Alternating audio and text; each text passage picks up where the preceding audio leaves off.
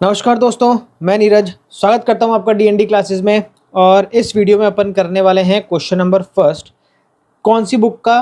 Cash book का। यहाँ पर एक बहुत ही इंपॉर्टेंट चैप्टर है आपका कैश बुक करके। सब्सिडरी बुक्स में जो सबसे पहली बुक आती है, 8 तरह की आपकी सब्सिडरी बुक्स है, आपने अकाउंटिंग प्रोसेस में पढ़ा ही था। उन सब्सिडरी बुक्स के अंदर जो सबसे फर्स्ट सब्सिडरी बुक है वो है आपकी कैश बुक। कैश बुक इतनी इंपॉर्टेंट है कि इसका कैश बुक का चैप्टर है मेरे दोस्तों आपके लिए अलग से, तो इसलिए आपको इसकी इंपॉर्टेंस का पता यहीं से चल जाना चाहिए। बहुत ही ईजी है, सिंपल है, इसको स्टेप बाय स्टेप देखेंगे फटाफट से यहाँ पर हो जाएगा। ये जो हम सॉल्यूशन कर रहे हैं ये सॉल्यूशन है आपकी टीएस ग्रेवाल बुक के, ठीक है ना।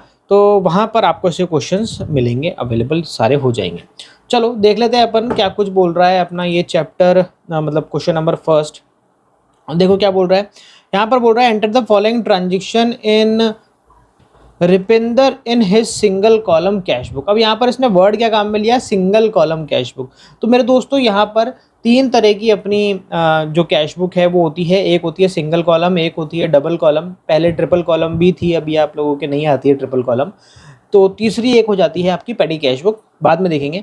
यहाँ पर सिंगल कॉलम से मतलब है अमाउंट का एक कॉलम। देखो यहाँ पर इसका जो परफॉर्मा है वो परफॉर्मा कैसा है? लेजर के जैसा परफॉर्मा है।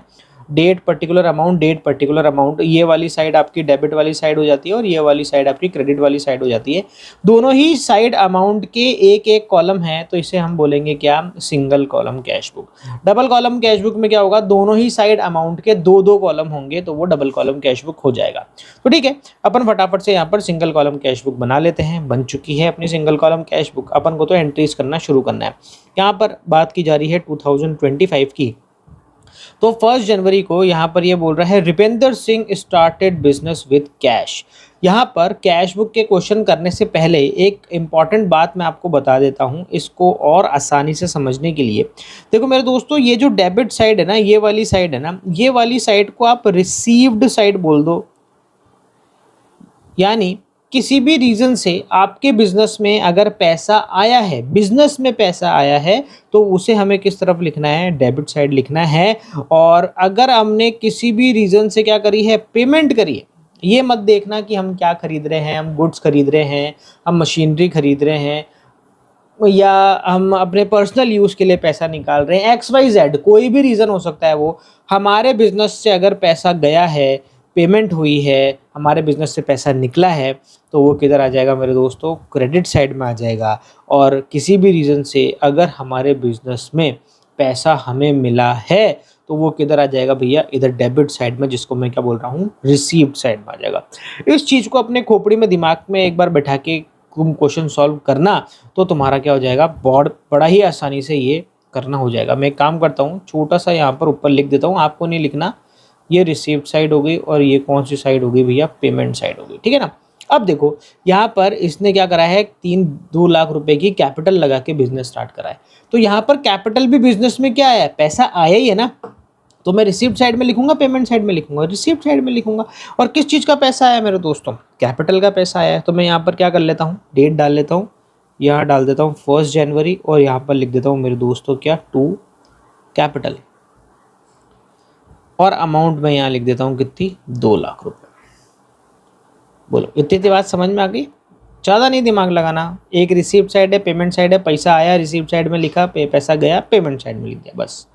2 जनवरी को क्या बोल रहा है? Purchase furniture for cash. यहाँ पर हमने फर्नीचर परचेस करा है, तो फर्नीचर परचेस करेंगे तो पैसा आएगा ही जाएगा। पेमेंट करेंगे ना, तो पेमेंट वाली साइड में लिखेंगे। यहाँ लिख देंगे भैया 2 जनवरी, और यहाँ पर हम क्या लिख देंगे भैया? Bye furniture.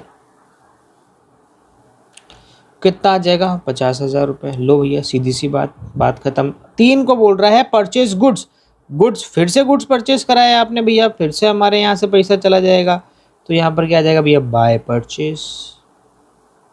देख रहे हो, हमने ऊपर असेट परचेस करी थी, तब भी हमने इधर लिखा पेमेंट साइड में, और अभी हम रॉ मटेरियल गुड्स परचेस कर रहे हैं, तब भी हम उधर ही लिख रहे हैं। हमें बस ये देखना है कि हमारे यहाँ पैसा आ रहा है या जा रहा है। तो पेमेंट हो रही है, क्रेडिट साइड में लिखेंगे। इसके बाद में बोल रहा है पेड फ्राइट। ये देखो, एक खर्चा कराया हमने, तो खर्चे में भी क्या होगा? अरे भैया पैसा तो जाएगा ना, तो बस पैसा चला गया, वो भी हम इधर लिख देंगे। आगे क्या बोल रहा है? सोल्ड गुड्स फॉर कैश, अभी हमने क्या करा, माल बेचा। जब हम माल बेचते हैं ना तो हमें बदले में क्या मिलता है, पैसा मिलता है। तो रिसीव्ड साइड में क्या लिखेंगे, टू सेल्स अकाउंट। अब देखो यहाँ पर साफ साफ लिखा है कैश। कभी कभी आपको क्वेश्चन के अंदर वो क्रेडिट ट्रांजेक्शन भी दे देगा कि हम उधारी पे माल खरीद के लेके आए या हमने उधारी पे माल बेच दिया। तो ऐसी ट्रांजेक्शन की कैश बुक में किसी भी तरह की कोई भी एंट्री नहीं की जाती है। कैश बुक के अंदर सिर्फ कैश से रिलेटेड ही एंट्री की जाती है। मतलब ऐसी कोई ट्रांजेक्शन हो जिसमें कैश का कोई भी लेन देन ना हुआ हो तो वो फिर कैश बुक में नहीं लिखा जाएगा। ठीक है ना, कैश बुक में सिर्फ वही लिखा जाएगा जिसमें या तो पैसा आया है या पैसा गया है। चलो 7 जनवरी तक तो हो गई। इसके बाद में 10 जनवरी से देखते हैं। पेड टू रमेश, हमने क्या करा है, रमेश को पेमेंट करी है। कितने की भैया पेमेंट करी है, मुझे यहाँ से नहीं दिख पा रहा है, 20,000। तो पेमेंट साइड में लिख देंगे, क्या दिक्कत है। किसको दिया है भैया, रमेश को दिया है, बाय रमेश। कितना दिया है, 20,000। ठीक है, आगे बढ़ते हैं भैया। सोल्ड गुड्स फॉर कैश, फिर से हमने माल बेच दिया। ये लो भैया, 15 जनवरी क्या आ जाएगा, टू सेल्स अकाउंट। कितना, 10,000 रुपये। आगे बढ़ते हैं, पेड वेजेस 20 जनवरी, बाय वेजेस 10,000 रुपये। आ रहा है ना समझ में, कोई दिक्कत, कोई भी दिक्कत हो कमेंट सेक्शन में लिख दिया करो यार, कर देंगे इसका सॉल्यूशन।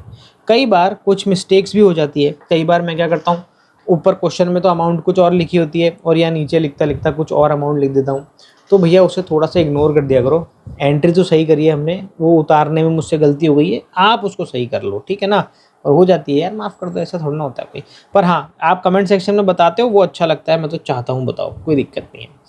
इसके बाद में क्या बोल रहा है, 20 जनवरी का होगा। उसके बाद में 25 जनवरी को purchase goods from Raj on credit. अब देखो ये एंट्री जो है ना, ये सस्पिशियस है। यहाँ पर हमने गुड्स तो परचेस करा है, पर किससे परचेस करा, हमने राज से परचेस करा और क्रेडिट पे परचेस करा है। तो क्रेडिट की एंट्री कैश बुक में नहीं आएगी क्योंकि इसमें हमारा कैश का लेन देन नहीं हुआ है। आगे बढ़ते हैं भैया, पेड रेंट बाय चेक। एक और ट्रांजैक्शन ऐसी है जो कैश बुक में नहीं आएगी। क्या ट्रांजैक्शन है कि हमने क्या करा है, रेंट तो पेड करा है, पर किससे पेड करा है, चेक से। चेक से पेड करा तो इसकी पेमेंट कौन करेगा, इसकी पेमेंट करेगा भैया बैंक। तो जब बैंक पेमेंट करेगा तो हम कैश बुक में क्यों लिखे भैया, बैंक की एक अलग से बुक होती है उसमें हम लिखते हैं। तो यहाँ पर अगर बैंक से रिलेटेड कोई ट्रांजैक्शन होगी वो आपको नहीं लिखनी है, और अगर क्रेडिट से रिलेटेड कोई ट्रांजैक्शन होगी तो वो भी आपको नहीं लिखनी है। बस इन दो ही बातों का ध्यान रखो, बाकी और कुछ भी नहीं है। ठीक है, अब हमारी यहाँ पर कैश बुक के सारे आइटम जो भी हमें क्वेश्चन में दे रखे थे वो यहाँ पर बन के कंप्लीट हो गए हैं। अब हमें क्या करना है, बस इसकी टोटल लगा के और इसका निकाल लेना है बैलेंस। ठीक है ना, बैलेंस निकालना ज़रूरी है, बैलेंस निकाले बगैर क्वेश्चन आपका कंप्लीट नहीं होता है। अब जब आप बैलेंस निकालेंगे तो आपको क्या लगानी पड़ेगी, टोटल लगानी पड़ेगी। अब देखो इसका जो क्लोजिंग बैलेंस है ना मेरे दोस्तों, वो हमेशा किस तरफ निकलेगा, इस तरफ निकलेगा क्लोजिंग बैलेंस। और ओपनिंग बैलेंस हमेशा, इस क्वेश्चन में तो ओपनिंग बैलेंस है नहीं, वरना ओपनिंग बैलेंस होता तो कहाँ होता, हमेशा यहाँ पर ऊपर होता। ठीक है, तो क्लोजिंग बैलेंस हमेशा क्या होगा, यहाँ होगा। इसका मतलब जो आपकी डेबिट साइड की टोटल है वो या तो ज़्यादा होगी या बराबर होगी। अगर बराबर होगी तो कोई बैलेंस नहीं निकलेगा, ज़्यादा होगी तो बैलेंस निकल जाएगा। तो इसलिए हम सबसे पहले क्या करते हैं, डेबिट साइड की टोटल लगाते हैं। कितनी आ रही है, 2,38,000, साफ साफ दिख रहा है, 2,38,000 की टोटल। अब हम फटाफट से क्रेडिट साइड की टोटल लगा लेते हैं। तो 50 और 30 80, 80 20 1,00,000, 1,10,000 और 1,10,500 टोटल आ रही है यहाँ की। तो देखो यहाँ की टोटल कम आ रही है ना क्रेडिट की, तो बैलेंस किधर निकलेगा, इधर निकलेगा। तो मैं यहाँ पर क्या लिख देता हूँ, जो भी लास्ट डेट है वो डाल देता हूँ 31 जनवरी, और यहाँ लिख दूंगा भैया बाय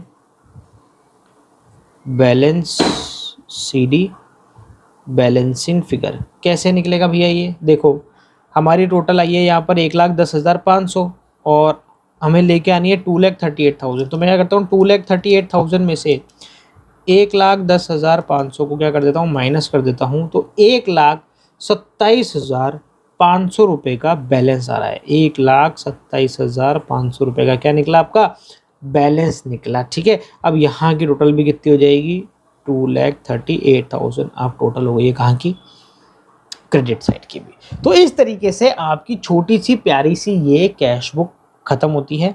बड़ा ही प्यारा सा है, आप चाहो तो इसका स्क्रीनशॉट ले सकते हो क्वेश्चन के साथ में। इसी स्क्रीनशॉट में क्वेश्चन भी आ जाएगा और आंसर भी आ जाएगा, दोनों एक साथ हो जाएंगे। तो ठीक है मेरे दोस्तों, मिलते हैं अगले वीडियो में एक और नए क्वेश्चन के साथ में। जब तक के लिए मस्त रहें, स्वस्थ रहें, खाते पीते रहें। जय हिंद।